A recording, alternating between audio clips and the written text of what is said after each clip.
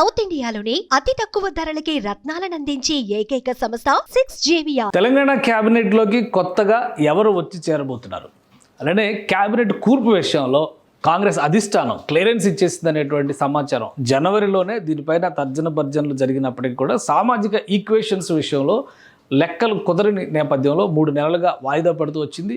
ప్రస్తుతం line clear అయినట్టుగా సమాచారం వస్తుంది. జూన్ మొదటి వారంలో కొత్త మంత్రివర్గ కూర్పు, అంటే ప్రస్తుతం ఉన్నటువంటి మంత్రివర్గంలో స్వల్ప మార్పులు ఉంటాయి, అలానే కొత్త ముఖాలు కూడా ఈ మంత్రివర్గంలో వచ్చి చేరేటువంటి అవకాశం ఉందనే సమాచారం వస్తుంది. ఇది ఎంతవరకు కరెక్ట్ ఒకసారి విశ్లేషిద్దాం. తెలంగాణ మంత్రివర్గానికి సంబంధించినటువంటి క్యాబినెట్ మినిస్టర్స్ వీళ్ళందరూ ముఖ్యమంత్రితో కలుపుకుని చూసినప్పుడు మొత్తం 12 మంది క్యాబినెట్లో ఉన్నారు.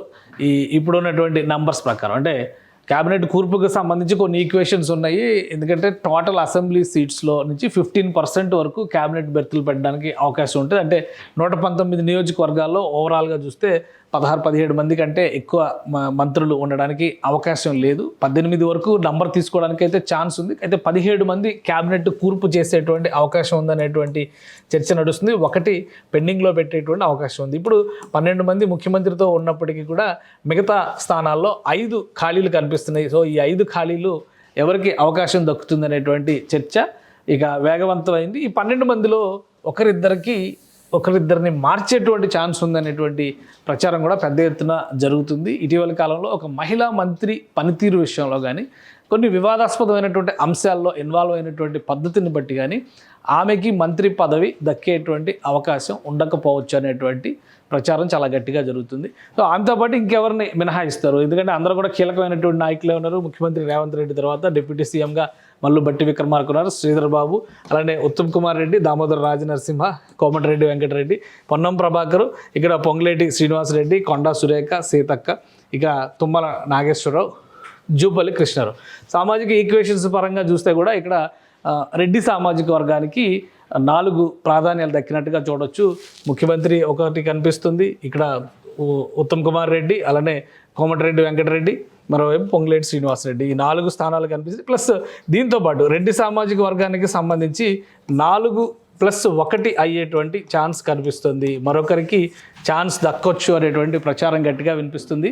అందులో 2 పేర్లు అయితే బలంగా కనిపిస్తున్నాయి. కోమటిరెడ్డి వెంకటరెడ్డి ఆల్రెడీ క్యాబినెట్లో ఉన్నప్పటికీ కూడా ఆయన సోదరుడు కోమటిరెడ్డి రాజగోపాల్ రెడ్డి క్యాబినెట్లోకి వచ్చే అవకాశం పైన కూడా విస్తృతమైనటువంటి చర్చ జరుగుతుంది.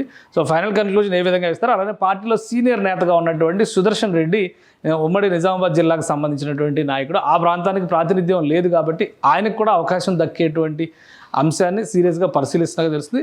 అలానే రెడ్డి సామాజిక వర్గంలో మరొక కీలకమైన నేత జీవన్ రెడ్డి పేరు కూడా వినిపిస్తుంది. అయితే ప్రస్తుతానికి జీవన్ రెడ్డికి ఇచ్చే అవకాశాలు చాలా తక్కువగా ఉన్నాయి. ఆయన ఎమ్మెల్యేగా ఓడిపోవడమే కాకుండా రేపు ఆయన ఎమ్మెల్సీ టర్మ్ కూడా కంప్లీట్ అయ్యేటువంటి అవకాశాలు ఉన్నాయి. కాబట్టి ఎవరికి ఇస్తారు, మొత్తం మీద రాజగోపాల్ రెడ్డి అయితే లీడింగ్ ఫేస్ కింద కనిపిస్తున్నారు. రాజగోపాల్ రెడ్డికి ఇస్తారా లేదా చూడాలి.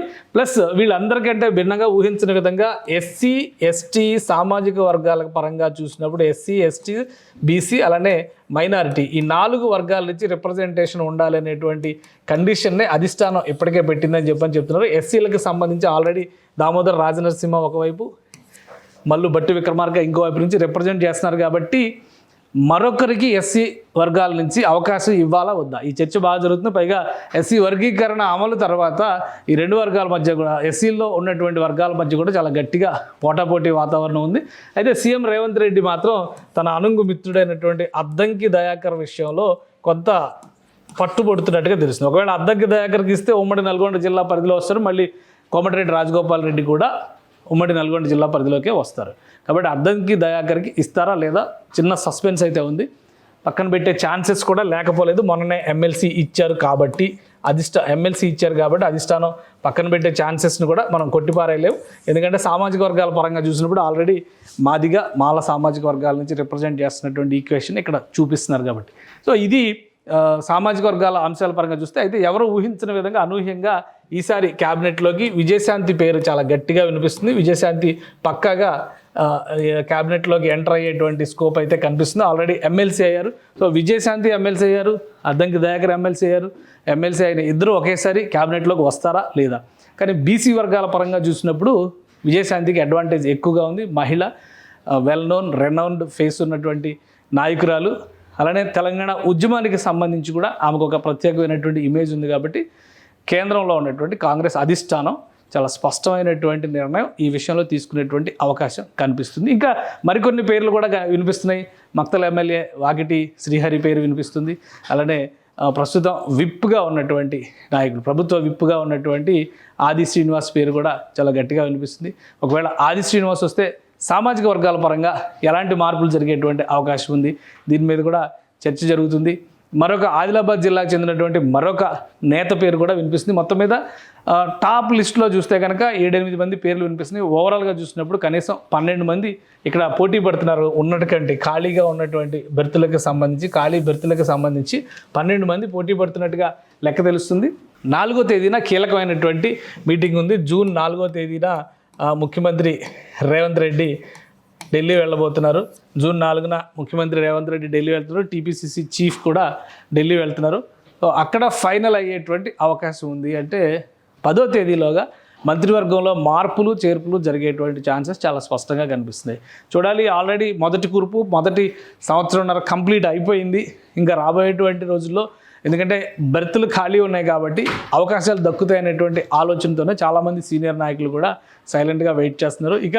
ఇక్కడ ఇంకోటి మైనారిటీ వర్గాలకు సంబంధించినటువంటి నేతల పేర్లు కూడా కొన్ని పేర్లు వినిపిస్తున్నాయి. షబ్బీర్ అలీ పేరు కావచ్చు, ఫిరోజ్ ఖాన్ పేరు కావచ్చు.